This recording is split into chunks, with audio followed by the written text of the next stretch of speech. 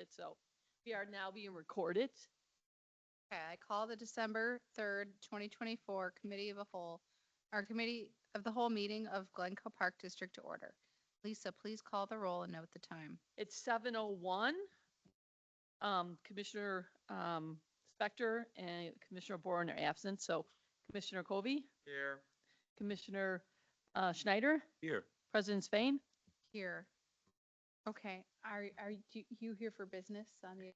Yes, they're here for business on the agenda. Okay, so unless there's any public comments, I think we're free to move on. So next on the agenda is a review of the updated financial policy.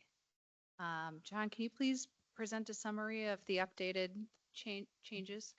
Sure. Thank you, President Spain. Good evening, everyone. So just a few policy updates here in the packet this evening. One as it relates to our emergency expenditures policy, and also some updates we've made to our debt policy in anticipation of our upcoming bond issuance.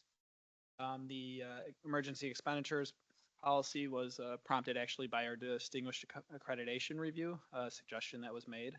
So we went ahead and made that change, and the changes to the debt policy were discussed with both PMA and legal counsel, and updated accordingly. So if there's any specific questions on any of the proposed red line changes in the committee packet, I'd be happy to address those. Yeah, I did have a question. So on the debt policy, so when I was at the rating agency, S&P, which you're going for Moody's rating, right? Correct. We used to evaluate debt policies, and one of the things that we looked for is limitations on debt, and that were different than statutory limits. Right. So it looks like here we're going to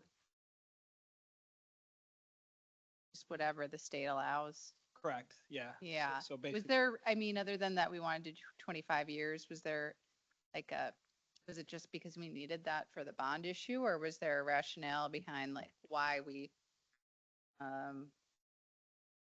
wanted to make some of these changes? so yeah, it's really just a best practice. Before we issued the debt, we wanted to make sure we looked at this in detail, and that was one of the things that we noticed is that that the change in the statute for the allowable term on the debt increased, for the subsequent to the previous bond issuance, referendum bond issuance. So we wanted to go ahead and just make that change and then change the wording so that if there are future changes in statute, that it wouldn't need to be changed right away.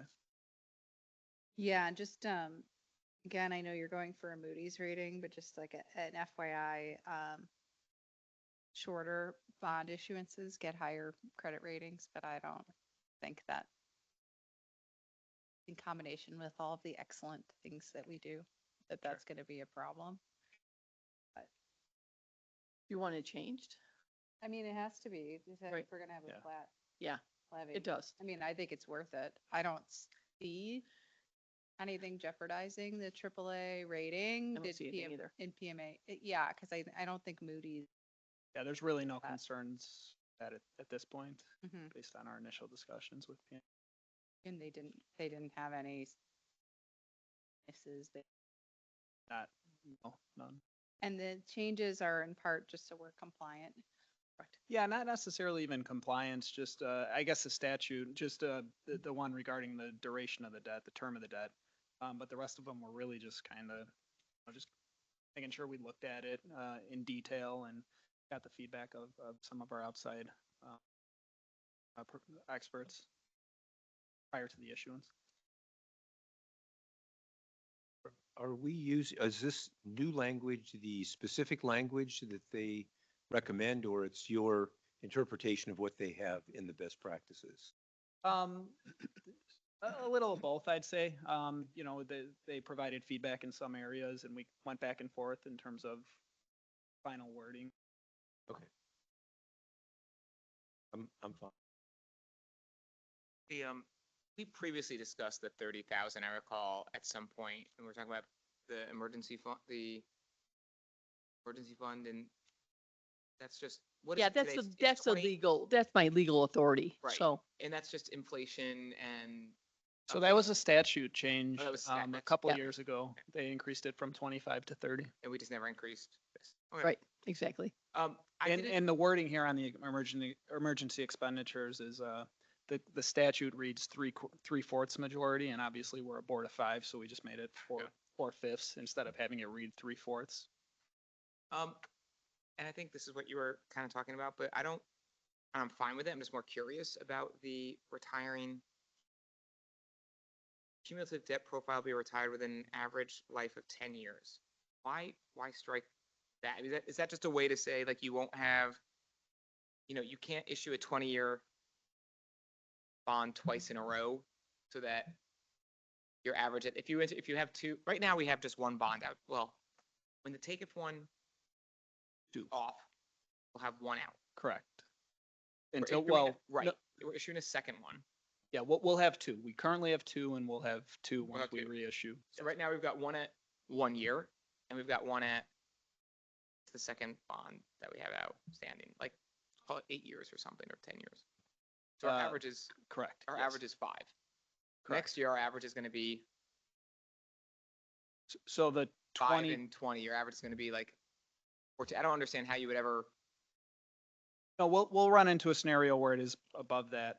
Right now, our non-referendum debt matures around 2040-ish, and then these new referendum bonds are gonna mature like 2020, or I'm sorry, 2049-ish, 2050. So the average of those is going to obviously Be be higher. beyond the 10 years. Well, you And really, our thought process here in striking F is that we're addressing the term in really D and E, just making sure that it aligns with the useful life of the assets. And it's just seemed a little restrictive to have it, I mean, I don't be know an how average you of 10 could. years. I don't know how you could have only 2 bonds and issue one for 20 years and not be It's- over the 10 year. It's because the principal, it's based on principal maturity each Sure. year. So basically and again, this is kind of going back to like criteria for rating agencies, like just because I to work for one, and basically they would look at the principal amortization. So the idea is that if you issue a 25-year bond, you wouldn't have like a bullet maturity at year 25. They want your debt service to be Static. what level and yeah. go along Oh, with the life of the bond. So that, like, basically, if you issued had like a bunch of 20-year bonds, ideally, most of your principal or multiple bonds outstanding, you would have more retire in 10 years rather than have it backloaded, which allows you the flexibility to issue more debt in the future rather than pushing it off. And then it reduces your financial flexibility. And just for the lay people in the room, my mortgage is not backload. I pay more interest first on a mortgage. Is that right? No, it is similar for, it can be similar for a bond issuance as well. But when they're looking at that, they're looking at the principal retirement. So that definitely this would be the, beyond 10-year. So the current non-referendum debt that we have we're at 3.8, and that matures in 2040. So that's 15 years out. So then obviously when we issue the 25-year bonds, and those are going to be more of the principal, the 25-year bonds, so we'll be well beyond 10, Okay. closer to like 20. Yeah, I mean, I think I'm surprised we ever had that in there. Thank you for the explanation. Yeah, I mean, I think it's that might have been a best practice, but I don't think it's very common for, to see an adherence to that. Like less than 10 years, it's really uncommon. Do we have a consensus to advance the final policy updates for the next board meeting? Yes. Okay. I think we can move forward then and discuss the architecture and landscape design agreement proposals. Great. Thank you. I'm gonna throw this to Kyle. Thank you, President Spain. Erica? Or I need the password for the. I'm not presenting it. Top secret password. We timed out on our password login, so.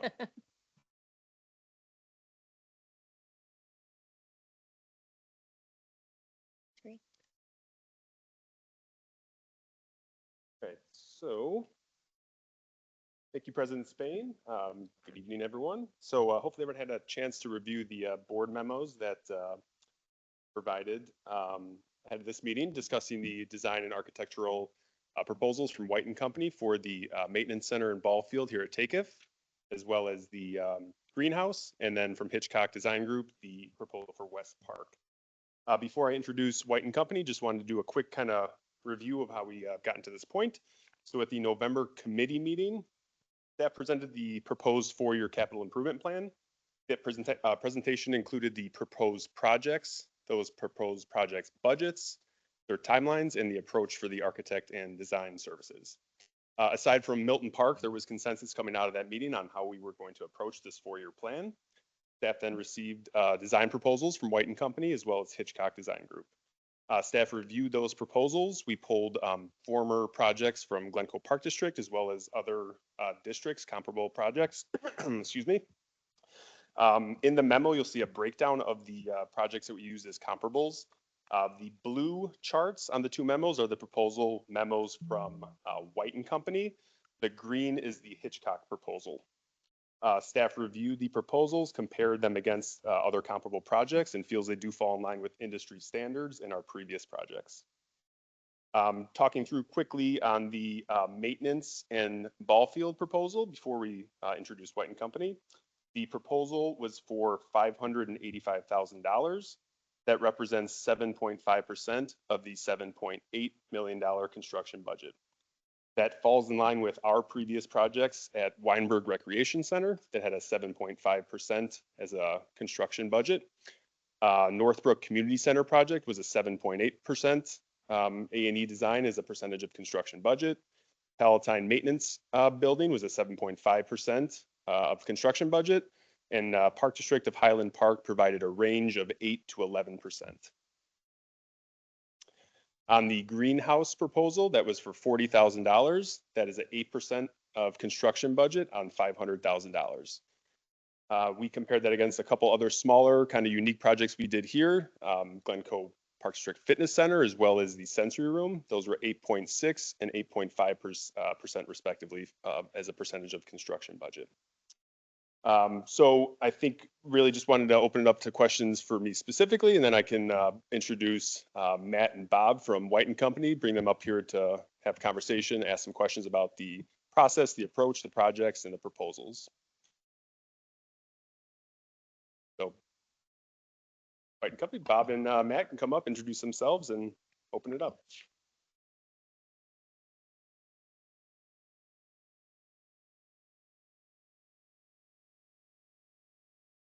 Awesome, appreciate it. I'm Bob Ijems with White and Company. I've been with White for almost 10 years, and I've worked with the Park District, I think maybe for 15 years or so. Excited to be able to look out this window and see the new maintenance center in a couple years. So just really thank you. Awesome to get the referendum. Congratulations. It was great to work with staff during that process. For our proposal, we have our full in-house team of architects, our landscape architects, civil engineers, structural, mechanical, the full team, along with our cost estimators. So we're excited to get started, and Matt will just kind of walk us through some of the details of the scope. Sure, absolutely. Thank you. I'm Matthew Duggan, a project manager at White and Company. Similar to Bob, I've been at White and Company about 18 years. Fortunately, I've been able to work with Glencoe on several projects, both here at Takeif and other locations as well. Fitness room here, sensory room, the Weinberg renovation as well. I would be the point of contact for the projects from White and Company's team. And as Bob mentioned, we'd be using our full engineering and design teams, many of who you guys have met in the past, from civil engineering, structural engineering, mechanical, and who are very familiar with your expectations. We would love to see the projects being kicked off right after the first of the year from a design phase, so that we can really hit the ground running kind of in the time when it's a great time to design, when you really can't be doing much outside anyway, and kind of lining up the project so that they go out to bid at appropriate times where we're getting the best value, and kind of identifying when are those windows of construction that maybe kind of align with downtimes in your programs as well. So that's one of the things we would look for coming up in 2025. I don't know if there's any questions specifically about any of the specific projects that we've posed on. I'm happy to kind of address them specifically. Feel like we'll have a lot of questions once we get to the, the design phase. Yeah, that's when it comes. Yeah. We've been extremely pleased with their work, both here at Takeoff and obviously at Weinberg. It was a seamless, I think, exceeded our expectations as far as a renovation project in an old building. They worked tremendously well. They had, along with Matt, there was Anya, right? And Salma.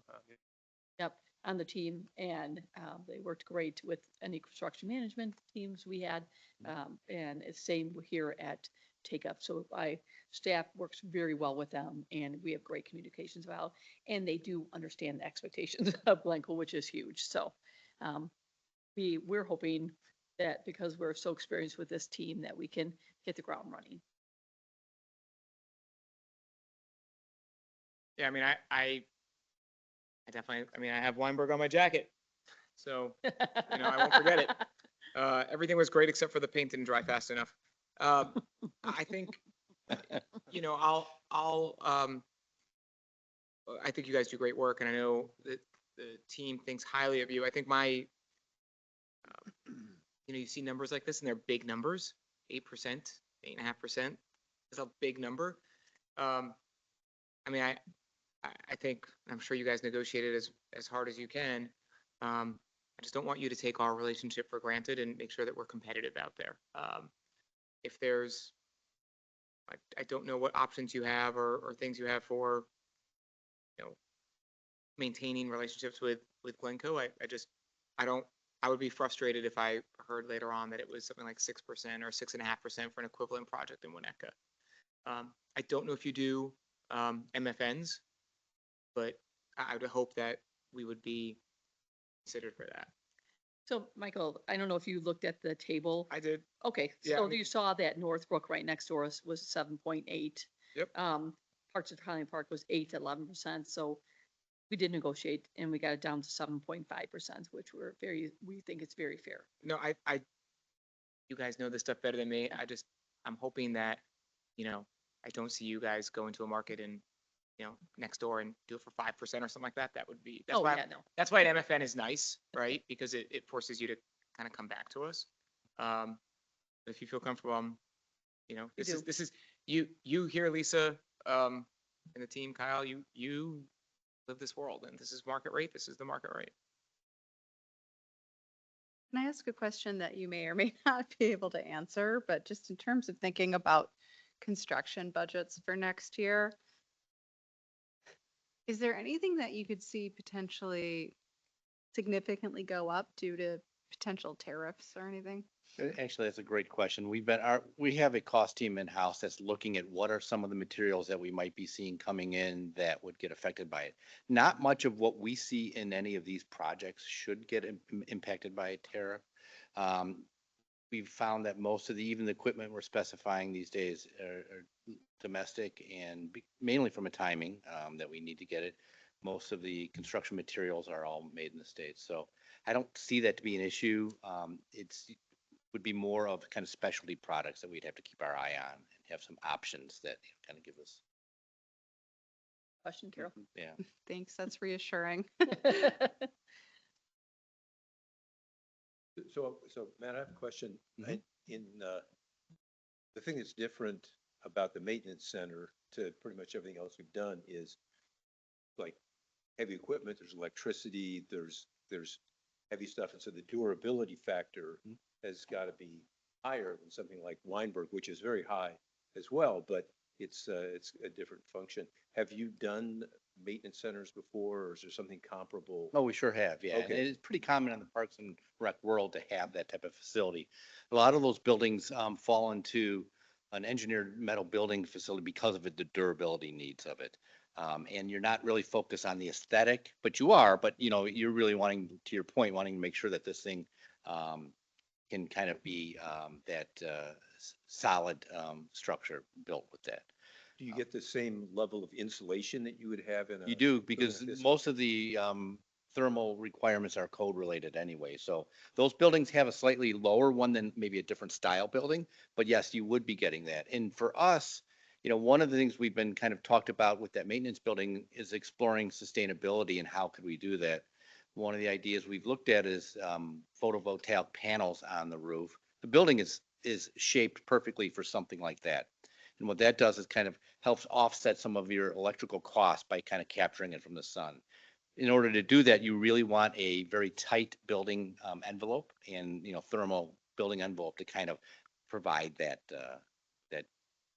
extra level. So when you're trying to kind of offset some of those costs.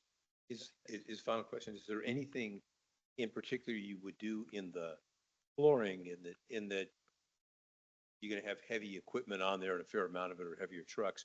So there's a potential for cracking if it's. Yeah, it's those not weighted. slabs are sized thicker than your typical floor slab would be Yeah. because of the vehicles that are on there.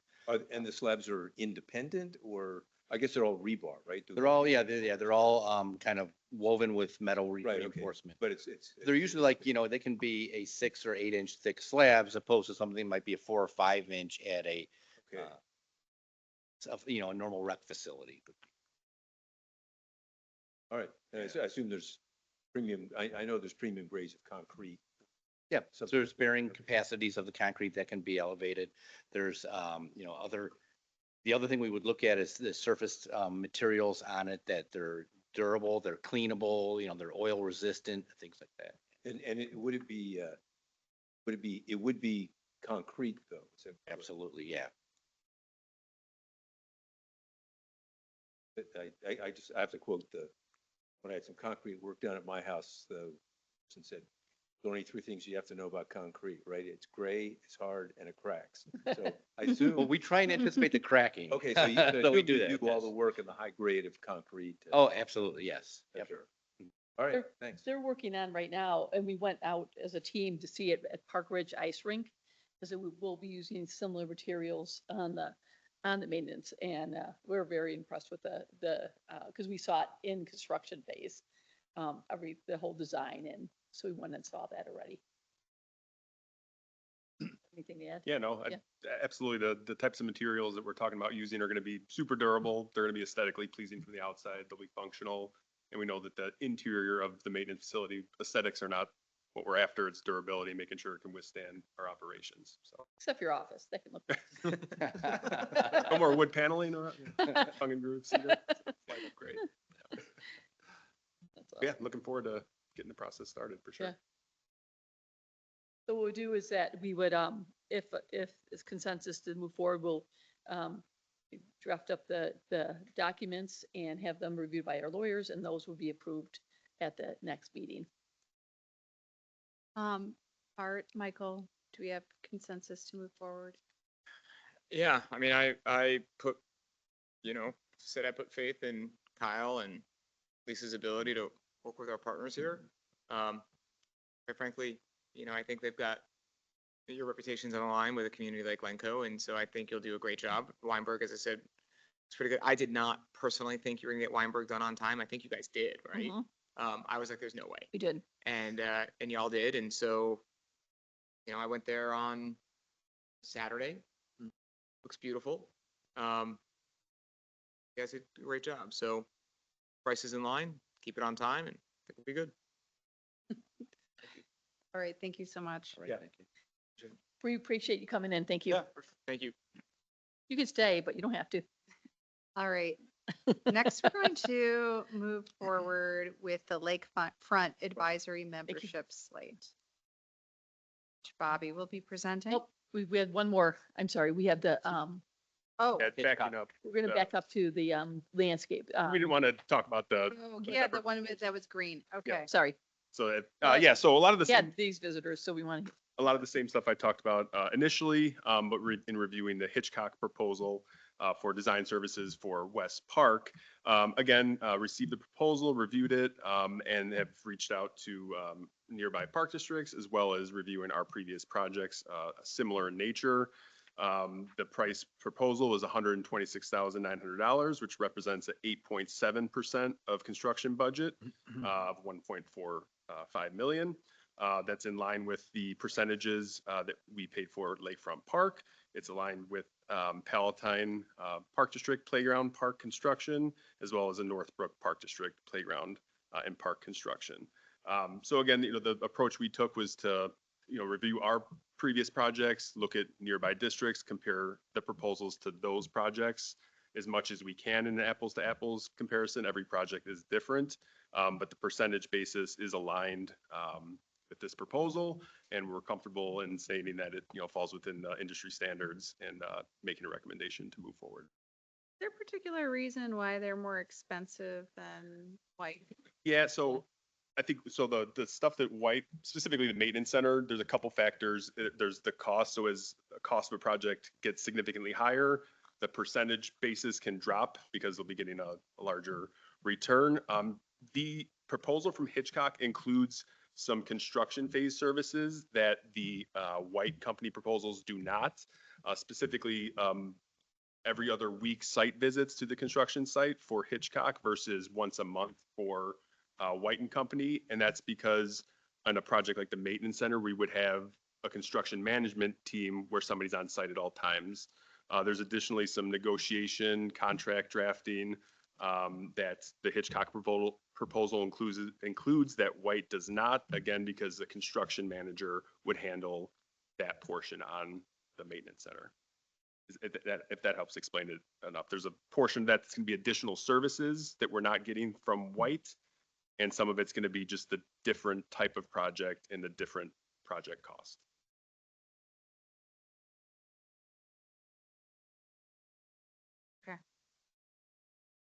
Looks like on a relative basis, we're doing okay in terms of a fee. Art or Michael, did you have comments?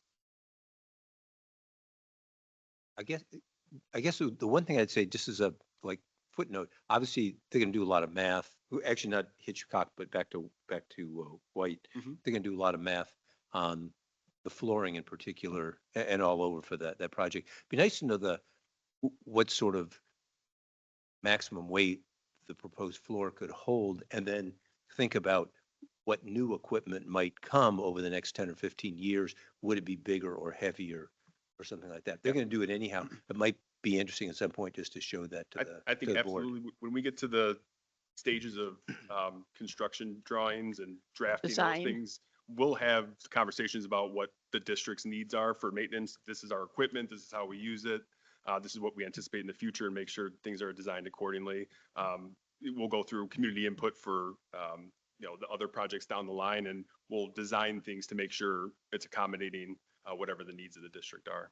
And I don't have any concerns. It's more just personal curiosity. Yeah. Yeah. They're doing the math. Yeah. See it. Yeah, we sit down with them, we go over all their needs Yeah, and, the- and have a lot of, in the design phase, we Yeah. check over those numbers really The carefully. concrete slab in the maintenance center is going to look a lot like the pier looked, where Yeah. it was Okay. just rebar upon rebar for the entire stretch, and then thick concrete slab, not to White and Company's point, you're not just doing a sidewalk slab that you take a skid steer on and it's going to Right. crack it. So, but yes, absolutely, we'll keep track of that stuff. I suppose electric vehicles are really heavy. I guess it'd be more. I mean, you have to look into the future, but I'm sure they'll do it so it could handle things that are Yep, 50, 70% heavier than we have now. And we talked from the front end about designing to accommodate a future shift to electric vehicles. Yes. Whenever that, the technology still is in the light duty equipment. It hasn't moved on to like our F-250s, 350s and 450s. But we'll be prepared when that comes. I'm good with all of it, so thanks. Okay, thank Excellent. you. I think then we can move forward to Yep. the Lakefront Advisory membership slate. Did everybody get a copy of the spreadsheet with the green on the left-hand side? Okay. So just to remind everyone, the Lakefront Advisory Group was established to provide non-binding input to staff and the board on programming operations, environmental considerations, infrastructure policies, and long-term planning for Glencoe's lakefront. We currently have 6 members whose terms are expiring. Of those 6, only one person had reapplied, and that was Larry Smith. Staff is recommending, and you see in the memo to Larry actually is the Commodore of the Boat Club, we're recommending that we put in a formalizing a boat club seat on the advisory so that we always have a representative, either the Commodore or a representative. So we're recommending adding one extra additional slot on the advisory to 14 members. And that way the chairperson can be a deciding vote, a non-binding vote. We did include the application in the beach survey. We had 54 people express interest in applying. We also posted it out by email and also by social media. And we did receive 14 applications for those 6 open slots. While not all residents can be selected, we are going to recommend that all candidates encourage them to attend the meetings because it is open to the public. And it also does have matters from the public as part of the agenda. So they are more than welcome to get engaged. And in fact, some of the people you'll see on the slate have already done that in the past. And that was something we talked about when we were evaluating them. So the applications that we received, all 14 of them, we looked at several key categories, including relevant experience that would help the advisory. Residence locations, we represent all of Glencoe. You may have noticed that there is people from all parts of Glencoe, including apartments and houses. We wanted to make sure that that was representative of the community. Duration of residence, so not just based on how long you've been here, but making sure we have a wide spread of how long you've lived in the community, from newer residents through to people who've been here maybe 5 to 10 years through slightly longer. We also wanted to make sure that the range of interests was represented. And then we also made sure it was important that if you had attended prior meetings, that was shown in the matrix too, as that just shows you're already very interested in the advisory. So those were what helped us align the slate with the community, the group's objectives, and also make sure that we're representing the community input. So the summary matrix in front of you, you'll see 6 names in green that we're sharing with the board for feedback. And we're wondering if the board has any reason why any concerns or reason we wouldn't slate those 6 candidates for approval at the next board meeting. Happy to answer any questions too. I have to say, this is the best turnout we've ever had for applications. We've never had this much of interest. Probably lines to the renovations at the beach and such. So we're very, very happy to see this. Hillary is still on it? No, those are the people, these are all the people that applied to be on. Oh, they applied to be on it. So So- he has attended meetings. In So the the past. far right column is if they prior attended. Right.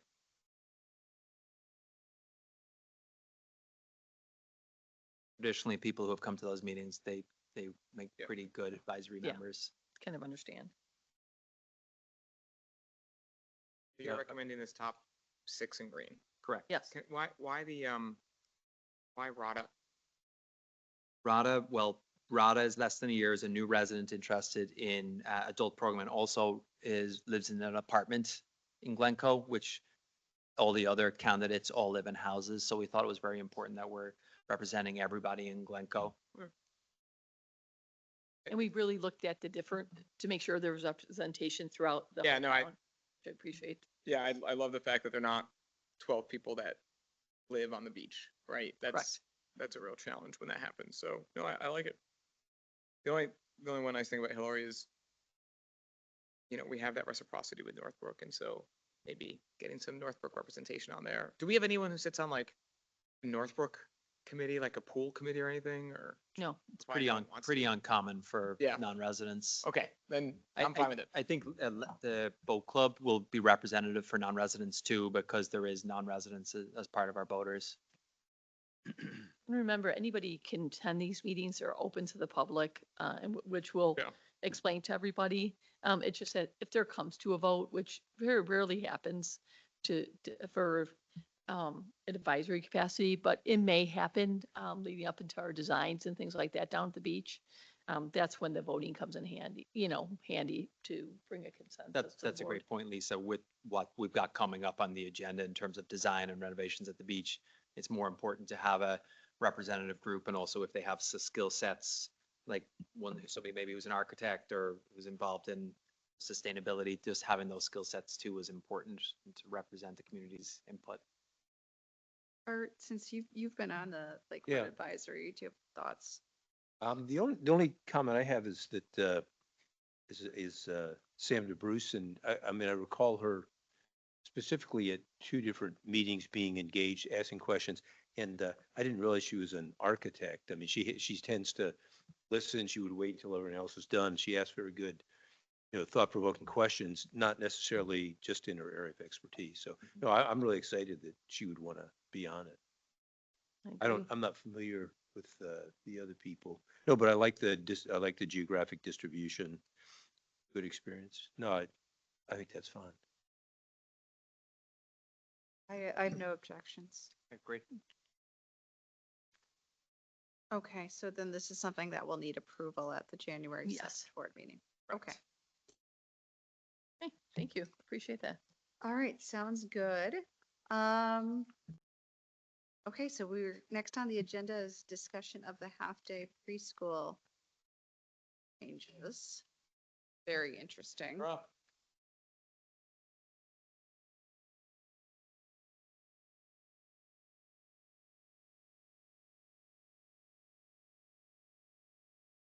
Thanks, Bobby.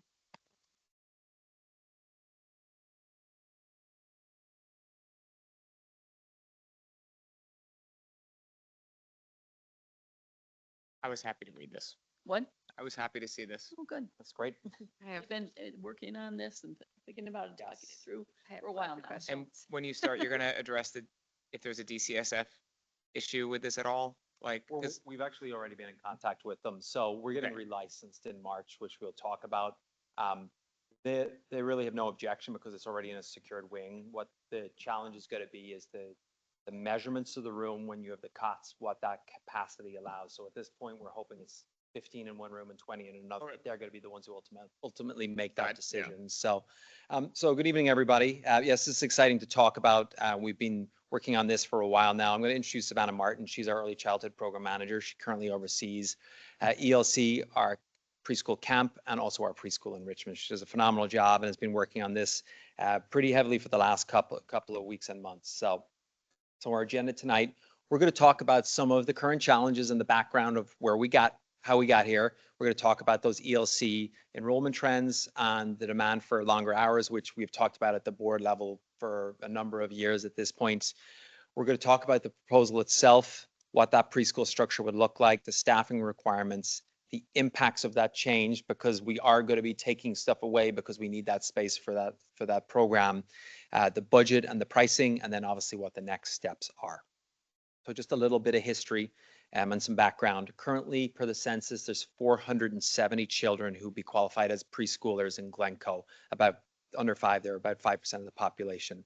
There's also a significant number of preschools in Glencoe, as you know, not just the Glencoe Park District programs.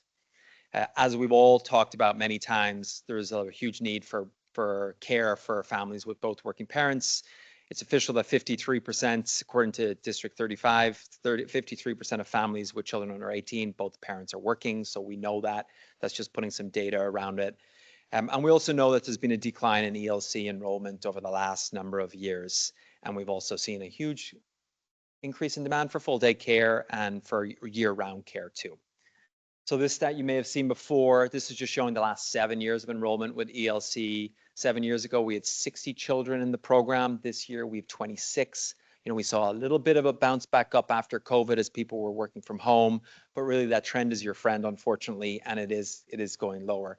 One anecdotal piece of evidence to kind of say, and I think we said it in the memo, was this time last year, we had 10 families reach out about preschool starting next September. At this point, we've had 1 so far.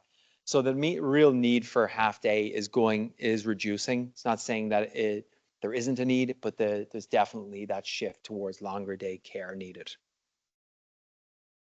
Yeah, so taking all of that into consideration and looking at planning for next year, we sent a survey to 30 ELC families. So that includes current families and then those who did not re-enroll from last year. And so we had 9 responses. We asked them first off if they were planning on registering their child for ELC next year. As you can see, 55% of them said that they were not going to register. So then we asked if they would share why or why not. So these are some of the comments that we got from those parents. So it was all around needing longer day, with having 2 working parents, moving to a full day preschool. It's not enough hours. They need extended care. So then we wanted to gauge to see where people were at with what hours. So we asked, would you consider enrolling your child in ELC if all of the classes were scheduled from 8:30 to 1, and made sure to note that it would include a catered lunch. They would not have to pack lunch. And then would you consider enrolling your child in ELC if all the classes had an 8:30 to 5:30 option? So we had pretty significant changes from we're not going to enroll to like yes or maybe we would enroll if you had the 8:30 to 1 or the 8:30 to 5 option. And just wanted to note that the 11% that said no, it was just one individual and their child graduates the program this year, so it doesn't apply to them. Okay. Some parent comments around that was one parent said moving to 8:30 would be great for parents who have older kids. They've always dropped off their older kids and then had to sit and wait around for 15 to 30 minutes before they could drop them off at ELC. And then another family said they love the idea of the 8:30 to 1 with the healthy lunch. That would be ideal for their family.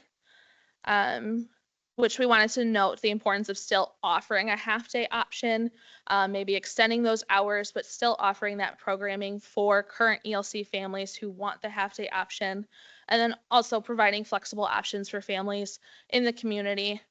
So they have a couple of different options. Something else that came from that survey was that there is some brand confusion. We've heard this a couple of times. So we heard parents in the area get confused about what program is what. There's so many. We have 3 different preschools within our building itself, as well as all the other ones within Glencoe. And so they don't know what's the difference. They get confused. They come and they tour for one, and then they register for a different one, and vice versa. So there's just some confusion around that. So taking all of that into consideration, what we are proposing to do is to extend the hours of ELC. So offering a true half day, so doing 8:30 to 1, and then a full day of 8:30 to 5:30. We would look to expand the 2s class to include 18 to 23-month-olds, and then the 3s and 4s would remain combined as they are this year. And then we would move to follow the Children's Circle calendar, so running for 12 months instead of 9, and having our school year start and end in June, with the exception of next year. Next year we would begin this in September since camp is already advertised and people are already enrolled in different programs. So our typical schedule, so we would look to mirror Children's Circle. So our drop off and pickup would be parents would have swipe cards. There wouldn't be a car line anymore. So they could drop off, and then they have free play from 8:30 to 9:30. 9:30 to 10, they would have snack, and we would move to having Finn, our prep cook for Children's Circle, making the snack for this program as well. And then we would move into having circle time, centers, gross motor play, lunchtime, and then there would be free play and transition time into nap time. So when kids are here for 5 or more hours, DCFS says we have to have a nap time. So we would include that in our day. And then the participants who do the half day would get picked up by 1 o'clock. So then we would have nap from 1:30 to 3:30, and then another snack and free play, and then day would end. Breaking down what the classrooms would look like. So our current 2s room would be our 18-month to 2s, and then our current 3s and 4s room would continue to be 3s and 4s. We were hoping, this is pending DCFS coming and inspecting and measuring the space. We are hoping that we can have a max of 15 in room 210 and then a max of 20 in room 208. So what it would look like for like a rolling enrollment purposes, the first year we'd be able to intake 5 toddlers and 10 2-year-olds, and then 10 3-year-olds and 10 4-year-olds. The reason we do this is so that in the following year, we can make sure that we're still keeping our maximums. So we would intake 5 toddlers and 5 2s, The 5 toddlers from the previous year would then repeat stay in the 2s room. And then the 2s then become our 3s and they move up, and then our 3s are now our 4-year-olds. So to be able to maximize the classroom size and then be able to continue to transition and not have a weird moment where we have too many kids or there's like a weird gap, this would be the best way to structure the classrooms. You may ask, why don't you just, the children's circle, which is what I logically put, with the way it flows, you would need to add 6 classrooms, otherwise you'd get bottlenecks with mandatory TFS requirements. So, and also we don't have 6 classrooms without making major renovations to another wing and adding bathrooms to classes. So this is 2 classrooms using existing licensed classrooms. This is the capacity we have and the mechanism to take as many kids to make sure we don't have bottlenecks. But you will notice there is kids repeating years.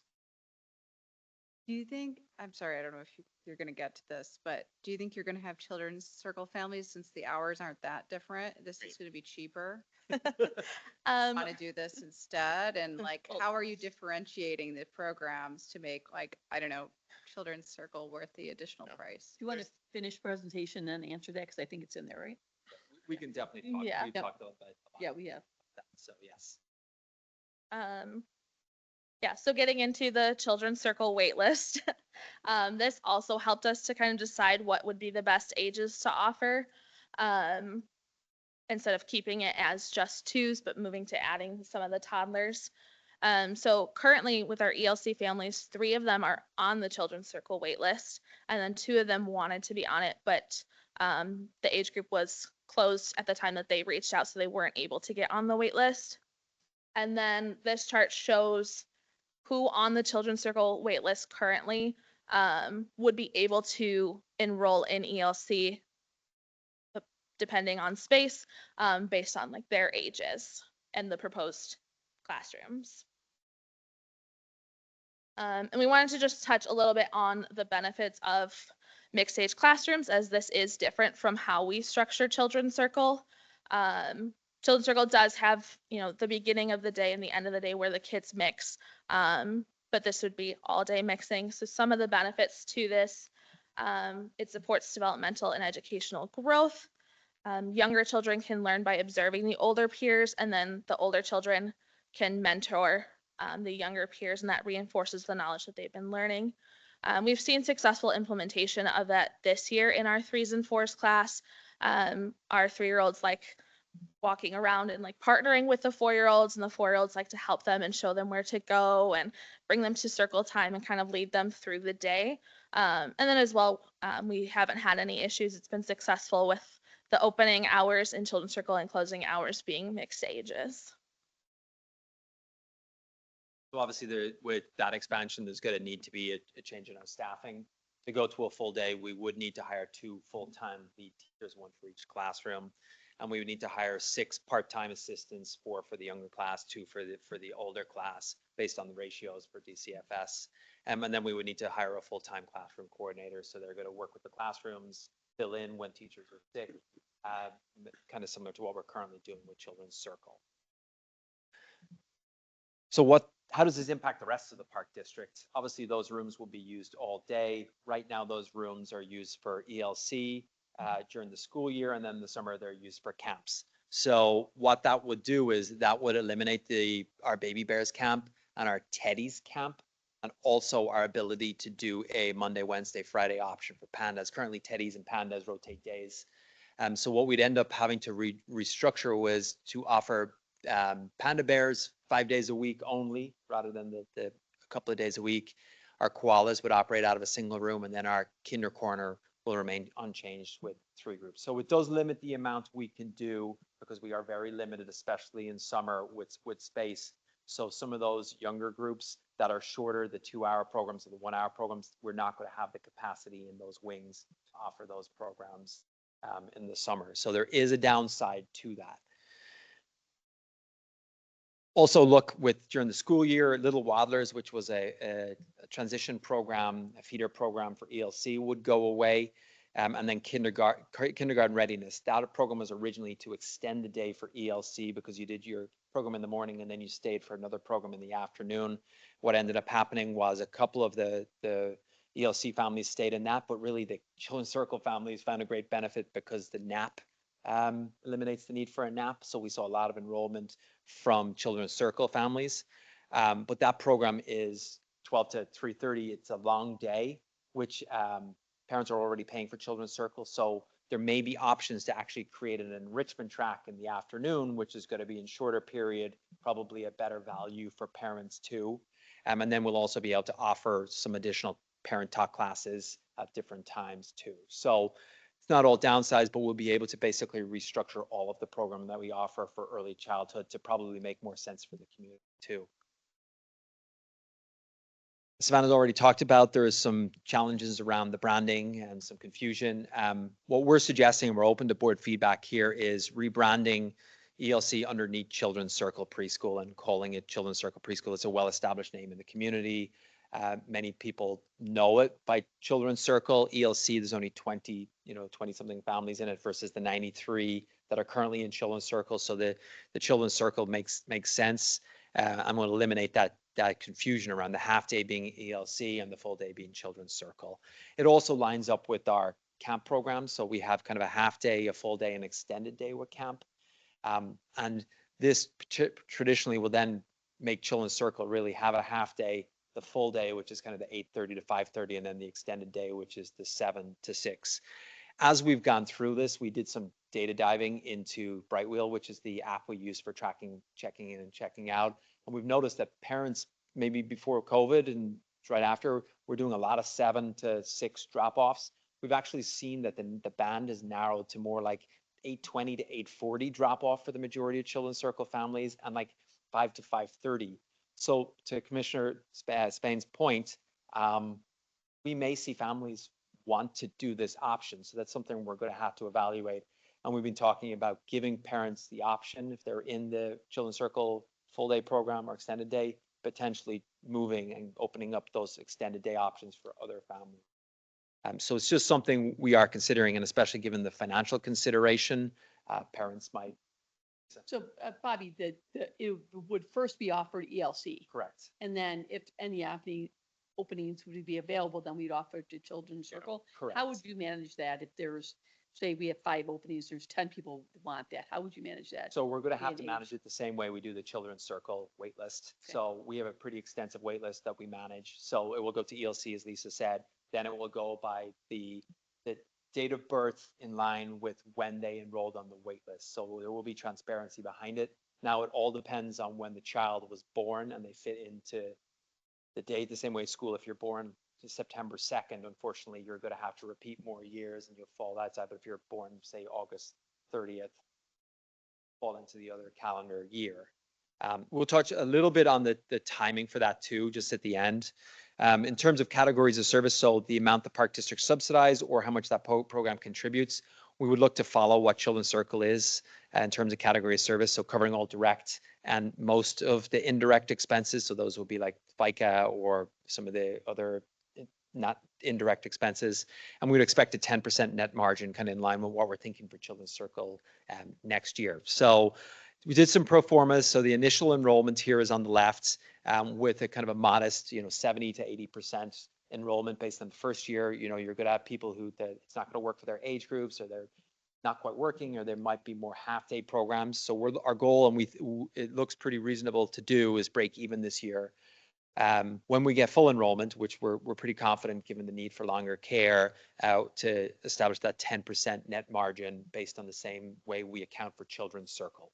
And we would look to move that budget underneath Children's Circle, because effectively what we're doing is they're going to be effectively the same. In terms of pricing, we put together some draft pricing just to see what that looks like. Obviously, it's a 9-hour day versus an 11-hour day. It's about 81% of the enrollments of the full day Children's Circle. So what we did was we looked at the price for Children's Circle. You can see down here on the bottom, we looked at the per day cost for a resident. We broke it down on the per hour cost for residents. And then we lined the earlies, the frogs up with the twos program per hour cost, and then the dolphins with the 3s, 4 to basically back out what the half day and full day pricing is. Again, it's drafts. We've done the pro forma. We might make some slight changes to the half day, but we just wanted to make sure, does this financially make sense? Is it affordable for parents? is it line up with Children's Circle? And I think when you look at the per hour cost, it's actually a very, very reasonable way of providing care and preschool for families. So those next steps. So obviously the timeline is pretty accelerated. We've been working on this for probably a good year, thinking about this. We've actually had an parent advisory meeting that we talked with Commissioner Boren was at in the fall where some of this came up. But because of the real change, structural change in what's going on in the ELC, now's the time to do it because we are able to make it work. So we're here tonight to gather feedback from the board before we go any further. After that, we're going to meet with the ELC teachers, get their feedback, address their concerns. Then we're going to hold a parent virtual session with the ELC families as we have early January, priority registration for them. And then we're going to have a parent advisory group to get their feedback and address concerns. Then we will open up priority registration to Children's Circle waitlist applications at that point. So we'll give them the opportunity to take those spots, and then we'll open up to the general public after that. Obviously, we'll have to have some conversations and think about if there's existing Children's Circle families that want to maybe reduce the hours they're at and give up their slot. That's going to depend on those families, but we'll have some conversations about that. And then we're going to start working with DCFS in March on the actual specific licensing. We're getting relicensed in March anyway, so when they come out, we're going to be working pretty with them. But they'll do all the measurements then, tell us where the cots have been, and the number of participants in the. And then obviously from January to August, we're going to be working on finalizing staff, curriculum, facility changes, looking to start then the 2nd of September, day after. So seems like there's a bit of a runway, but that will accelerate. Really done this before. Went from 4 classrooms to 6. There's quite a lot of work. So we'll be happy to answer any questions, clarify, or receive any feedback from the board. How do the fees for I don't know if you want to bring up the fee compare to, like, let's say, Glencoe Montessori has a longer day, but not as long as Children's Circle? So they actually won't release their fees to us. They don't put it on the website, and we've reached out and like asked them. Mm-hmm. So we don't have their exact fees. I've seen them in the past. We're pretty comparable with them. There is some additional, we did some a fee analysis probably about 6 months ago. And there actually, we're probably in the third percent off from the bottom at this point to half. There's schools further south of us and west of us that are trending $200 or $300 per group ahead of us. And then for the parents choosing the current ELC program versus some of these others, I imagine part of it's because they can't get in, but also it's cost savings. How does, for example, the half-day price here compare to, oh, you have the current tier, so That's in green. it's marginally. Yeah, we did the analysis. Larger. K2, there's just under a $2,000 difference for K to our program. But you can see the twos is the one that stands out to me at $21 an hour per care. You have to remember that the teachers are teaching for 2 hours, but they're coming in, getting prepped, they're finishing up. So there's definitely some time there that they're children. And then there's economies of scale. Obviously, the longer the children are here, there's a time. And then, Right? Yeah, the snacks. Yeah.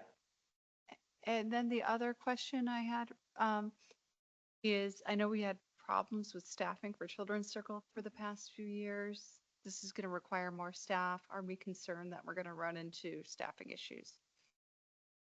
I'm not terribly concerned, because so with doing the 8:30 to 5:30 versus 7 to 6, it's a little bit easier to staff, because you can have one full-time person that works the full 9 hours, takes the 1 hour break, and then your part-time staff can work slightly under 30 hours, and they'll like overlap. So they would do like 8:30 to 1, and then 12 to 5:30, and like cover that break time.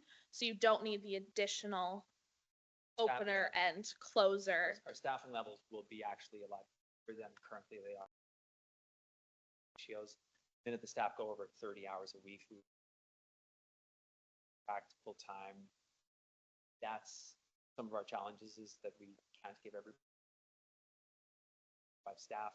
So this staffing model is actually a lot more efficient. We'll see what ends up happening in the future, whether parents, cost of care is obviously high for parents, whether they want to do a shortened day and that becomes something that's more popular. Hard to know. I think to President Spain, to your initial point, I think you're in the 3s or the 4 zone circle right now. You've established yourself in a group of cohort. If you're maybe an infant, you might not necessarily be attached to that group just yet. So people that age group might be more willing to maybe go to a shorter day. But if you're in like the blue, go to graduate with the beluga class, you're going to want to probably most of those days.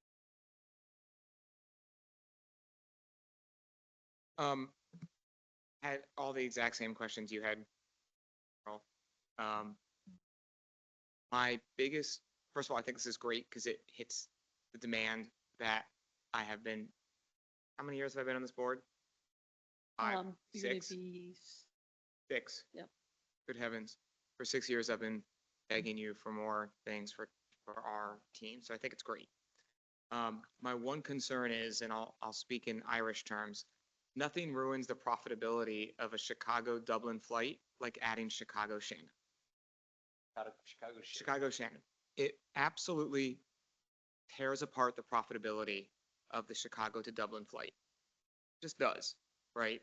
You've got 2 competing flights, twice as much supply, and you've got to fill it with this demand. I'm very glad you said that you've been working on this for many months because this is a huge change, and it has the potential to shift things. And so, I probably would love to sit with either 2 of you separately and just kind of go through it and understand it a little bit more. Because I'm like Carol, I don't see this as that different in the eyes of the market to the customer. And I think you're going to have to work really hard to differentiate these 2 things. Personally, I actually don't think I'd probably shift the hours even a little bit and not do 8:30, but do like a 9 a.m. to say, like, if you want true daycare, that's a 7 a.m. option. Like 8:30 to me is like, I'm going to see people are going to push it to do this. And so I'm very concerned about, and I only because I'm just first hearing about this, and I'm sure you guys can alleviate that. I'm very concerned about what this does to your children's circle. Yeah, I guess like one of my initial, the thing is, I think we need to do something like this. So I'm not We trying to definitely just be negative on your plan. I think it's great. But I think for me, like, I mean, I want the flexibility of more than 8:30 to 5:30, but it's also like, now that I have a kid going into kindergarten, I don't want her with the 3s. And so I'd be willing to pay extra to have a differentiated class. And so I'm kind of wondering, like, if there's 2 similar in a way that it kind of creates like a one program is better than the other, or like some sort of weird relationship, or, oh, I really wanted to get into the cheaper program, but you did and I can't, even though they're almost the same, or like, oh, belugas is better than being in the 3s and 4. Yeah. It's just, I'm just kind of wondering how I think that dynamic would play out. I think you'll always have that. Like when you only went back 7 years, but it was 9 years ago that my kid was in both. And if you recall, My kids were too. yeah, we were struggling with the demand, and so there was a price differential, a advantage to doing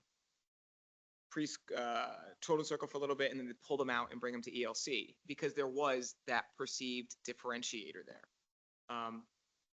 And so I am 100% confident that, knowing you both in this capacity for 6+ years, that you have thought about this, and I just want to understand it more. And I think it's probably good for a one-on-one, but it will have to be really well thought of, and you may want to think about having real hardcore differentiators. To me, 7 a.m. versus 8:30 a.m. is not a hardcore differentiator. It could be, but for me, it's not. One thing to think about just for Yeah. parents. Yeah. Like the schedule, like there's like an 8, 9 train that a lot of parents want to try to get up. Yep. That's something to consider. I think what we're hearing from parents, we really need care. And that's the highest priority first. Everything else kind of probably comes a little bit after.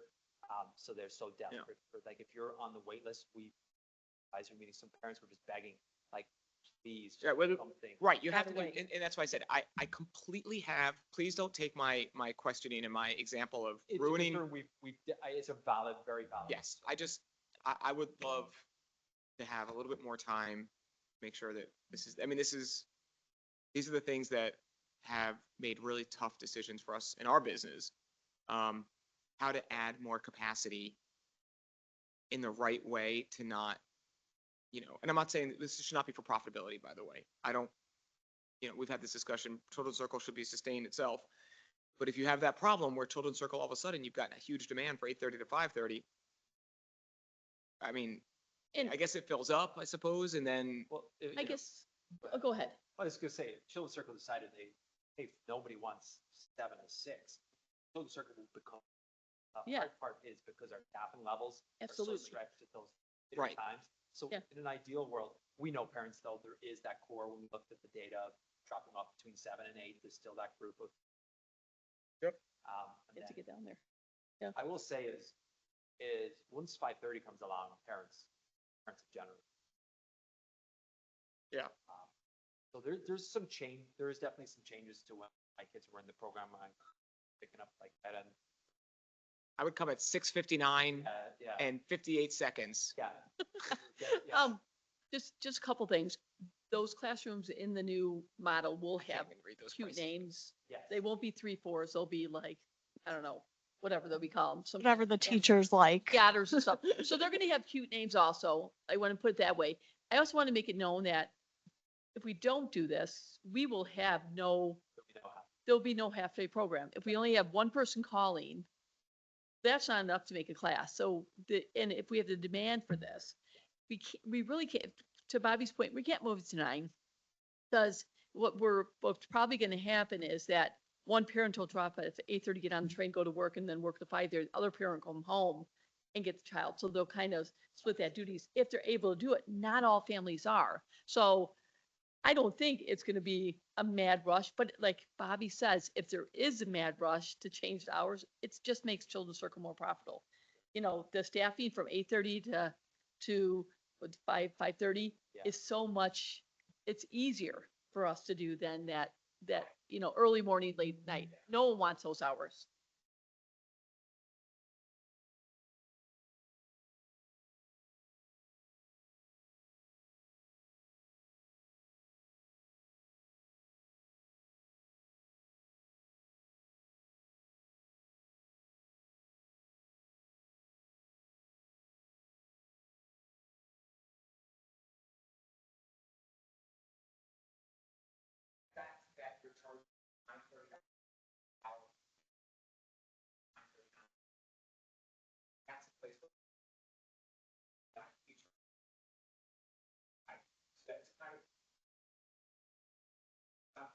My fear out there.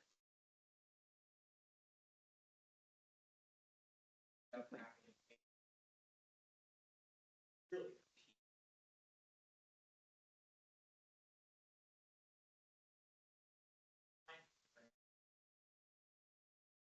The only thing right now. Maybe that's not, Mhm. I don't. Ye-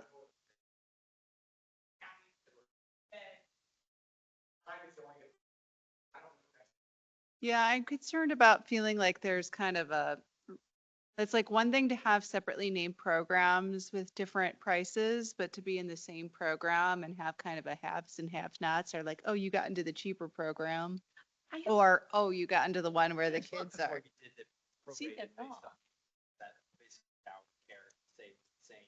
It's the same price, right? That's why I don't see it, because Yeah. it is the same price when you go to Powers. I don't see it as has or has not. It's just that some people are able to do that 8:30 to 5:30 Well, and some people I think aren't. there's gonna be more people, like, I mean, we drop off before 8:30, but if we could save $200 a month, we'd find a way to drop off at 8:30. Right. And Yeah. So at the end of it the day, could it's not so change bad. behavior, and then you've got people who are like in the same program saying like, I couldn't get into the cheaper program, and then you have, I don't know, I'm sure that people are hopefully mature enough, but And I think it also goes back to modeling it similar to our summer camps.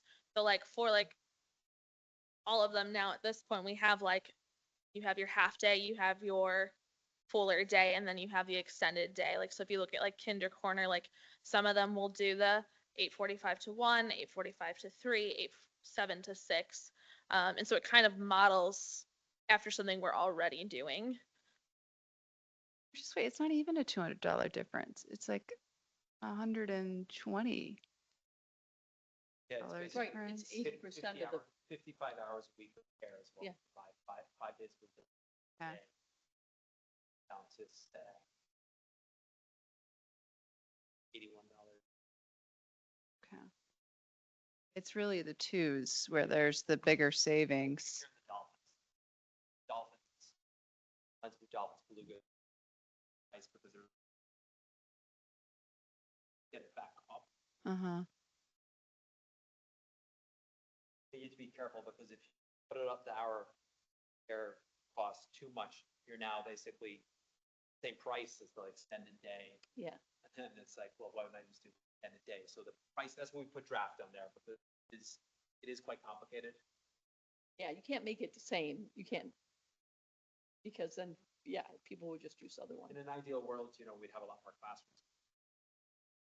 Really, we went through patients and combinations possible, what's feasible, enrollment, and it's not perfect, but I think what it does addresses the main concern of the community's lack of care. And to the 35 families on the wait list, it provides care, An option. an option.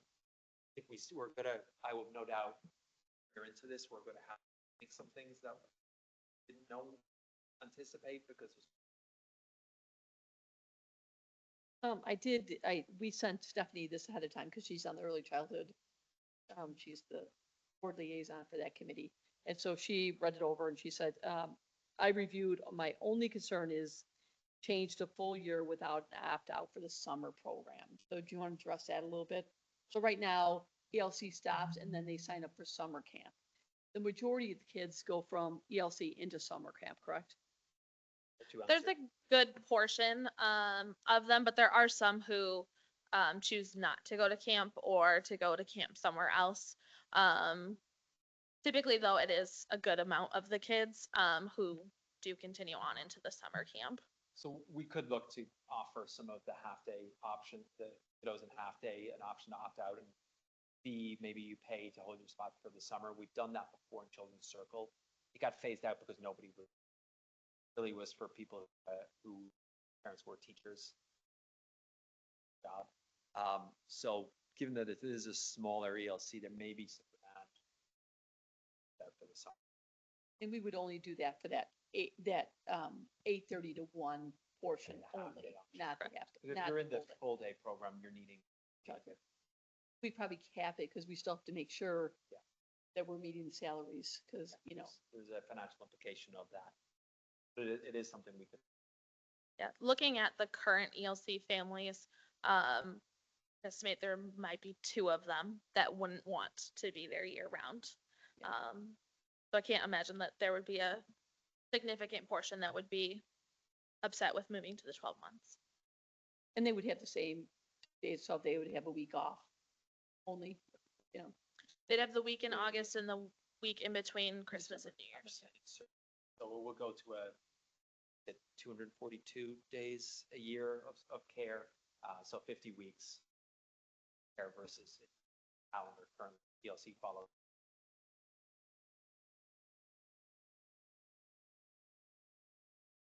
Yeah, so that would be better for parents. We get that complaint too, because with ELC, every school district holiday, which is extensive, they get a shock when they go to school. We would not do that. We would stick to our schedule. What does this do in terms of,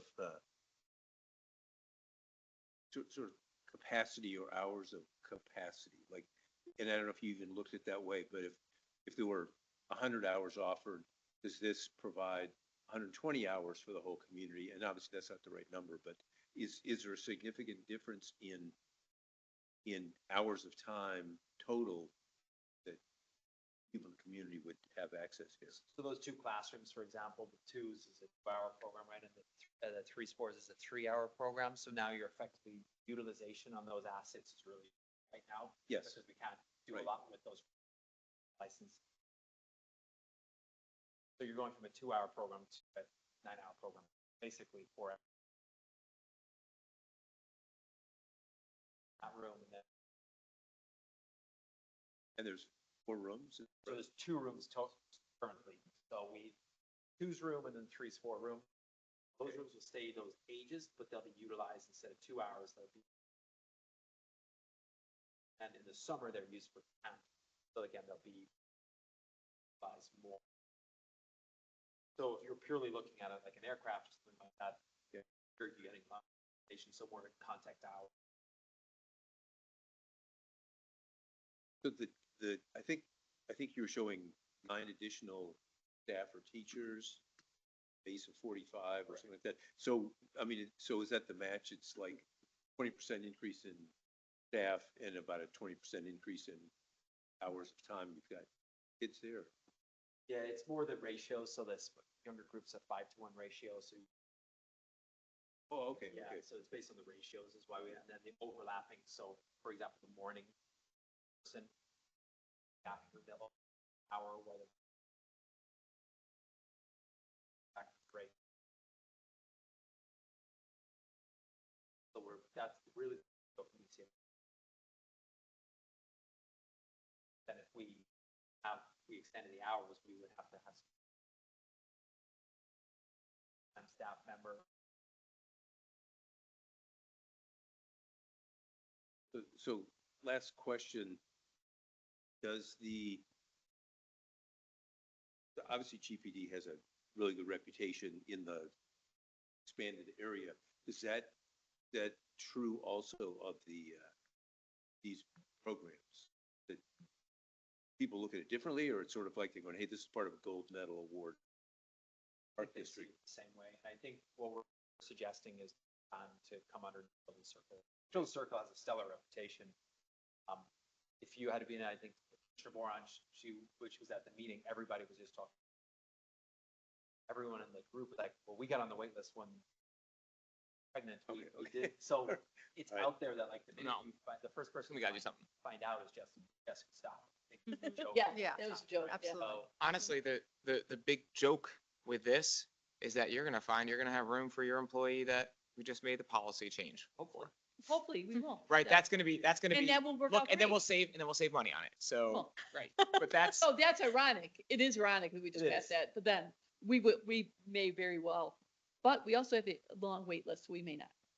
do have so I'm not sure those families on the wait list, they have to find care, and when you find care, then you have to pay a front or you. So who knows if they're all gonna take it, but we will start taking additional names on the wait. Yeah. Because get called in. Oh, yeah, Yeah, there's. we there's already spam. opened up, Jess has already opened up the wait list to add in more people so that we can, keep the enrollment going. Yeah. What percent of the kids are Glencoe residents, and would that change in any way? Good question. Well, just based off the wait list that you'll see here, you can see that there's, looks like 12 of those are non-residents. So when we build a criteria, obviously residents. So you can still see that this looks like 30 residents, wait list.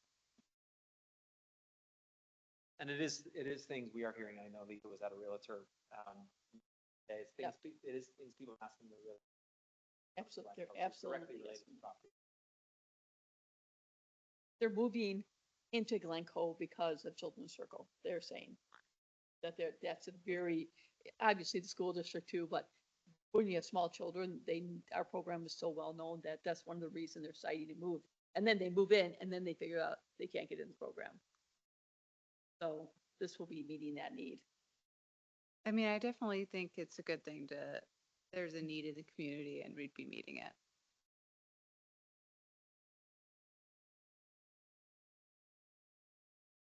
I am happy that you guys, after 6 years of yelling and screaming. The door open. I have to tell you that No, I'm- before our ELSO, it was a popular program. Now it's the No, the I- culture has changed. That's why we changed. No, I'm happy. I'm really happy that you all are doing something. But we get one shot to do it right the first time. So I think if your work cut out for you, I don't think it's gonna be easy. Yeah, I think the most challenging thing is going to be figuring out who gets what spot. Yeah, And I thought Bobby's explanation was great, because that's what I asked too. Like, how do we do this? ELC gets the first, I guess, take on that, and then we open the Children's Circle, but then we go on the wait list how they were. So that's the fairest way to do it. So But I'm then very after impressed that, with after the first year, do people go on a separate wait list by program? Yep. Yes, that's what I The would wait do. list even for Children's Circle are extremely complicated because it's constantly changing. So if an opening age range changes as you gets not just, hey, you're number one on the wait list, you get in, because it has to be when your child was born. Right. They have to fit into the parameter to get transferred. And their whole progress is tracked through graduating. So it isn't going to be easy. I think we've got a good process in place. Thing is, how do we be transparent about it? How do we make what it is correct?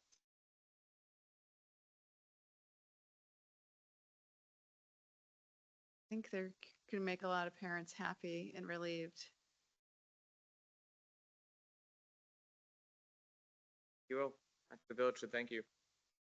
And Michael, if you want to meet with us on the side to understand it more, we'd be happy to. Absolutely. Because we do have as you saw the timeline, we do have to move forward to make that deadline for September, because people start signing up for next year, January and February. So we have to meet that deadline. I don't see any reason to stop you guys from moving forward. I just Okay. want to, at least now. Absolutely. I just want to understand Okay. more. And we will Happy. be getting feedback from the community, the Yep. families, Yep. staff too. So this is the framework of the plan.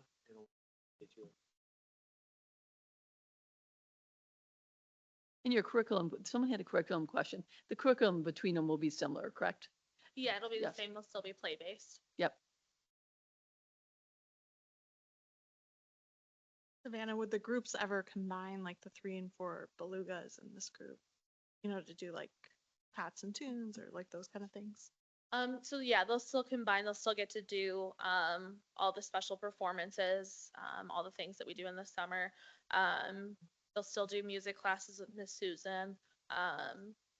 We'll look to potentially adding in like Coach Miriam, which is something that ELC currently doesn't have. And other things that we can combine with, yeah. Basically, you gotta become Children's Circle, but 80%. Time. Yeah. And it might work for some and might not work at all for others. Some people have to be on the train by 8 to get, wherever. So, Or by 7. or by 7, right? And that's reality, so there's probably a small percentage that will work for them, or they'll make it work because they need the care and they can't get in the Children's Circle, so. Thank you. And I can only imagine how much work this was to get here. Savannah's done an incredible job. So Yeah. She's really been working very She hard. has. for a number of months on this. I had no doubt Good that it was job. not you two and that it was our fine colleague over there. So And Jessica's still working behind the scenes with the wait list. I don't know how. no, this is She reviewed she Yeah. reviewed it. We've got. this is going to be a win. Again, I do think the village should thank you because this is what makes Glencoe attractive. Mhm. Right. And Kids Club. And Kids Club. I agree. Both of Mine those program, our programs. beach and all And our, those ca- things. and our camp. very You much know, recognized. these are essential services that parents rely on for working and, so Nice job. Thank you. Yeah, thanks very much. very nice job. Okay, do we have any other business? We do not. Just a reminder, when you're going through your calendars, if you see any calendar reminder with the name Jenny Runkle on it, just delete it. I have So- so many, it's so bad. So if you go in there, you can actually delete the whole series. So I'm just hoping people aren't getting confused. That's why we'll continue to remind you. We will not have a December board meeting. So that's new for Bart. I tried to send something out. So no board meeting December, just didn't work out, for timing. So then we're gonna have a committee meeting on, January 7th. That will not include board reports. It will more be action items, some of these items that we have to get done and anything that we need to discuss. So it's kind of like a committee meeting, but we have to have action. So we'll still have a January board meeting. I will say, Make sense? the only thing blocking my work calendar is Jenny Runkle, so I do have it in there, but I will delete it. So if you go in there, I think you can do the whole series, can. delete I the whole just- series, right? I know. I think I tried that on mine, so, but just a reminder, anything with Jenny or Uncle on it, just, we can't get rid of it for you, or I would. No, I know, you, Um, not, you can't. So I appreciate that. So I know it's confusing because we have things down probably on Yep. the 20, I know we do on the 18th and I can't get it off. So I just wanted to remind you of that. So So I can click the save for all events. I open to Jenny Runkle. I can say, delete for all events. yeah, so I can say It should get rid decline of them all. and then- Yeah, decline them all. and then save for all events. Yeah. Okay. All right, Hopefully that worked. it's back. It disappeared and it came back. Okay. Jenny, Um, let go. Let go of it. Let go of it. Let it go. Other than that, nothing else. Okay, Have a very Alright. happy holiday. we have a holiday party. We do have a holiday party It's on the 13th. 13th. It's exciting at Weinberg. So it's the first time we're actually holding it there.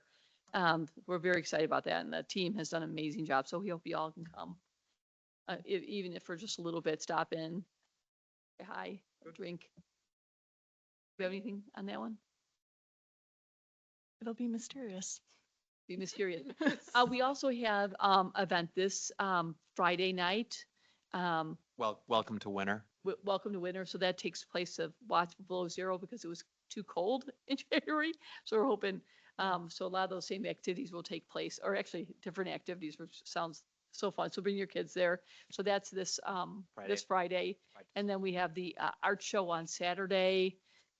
What else is going We have a on? Book fair. The book fair and the LC and obviously, Registration. yep. Registration is. Oh, Thursday. registration's Thursday. Yeah. And like I said, we have done extensive work to, it never totally powered down last time, but it was a slow up. So we feel confident that we have that fixed.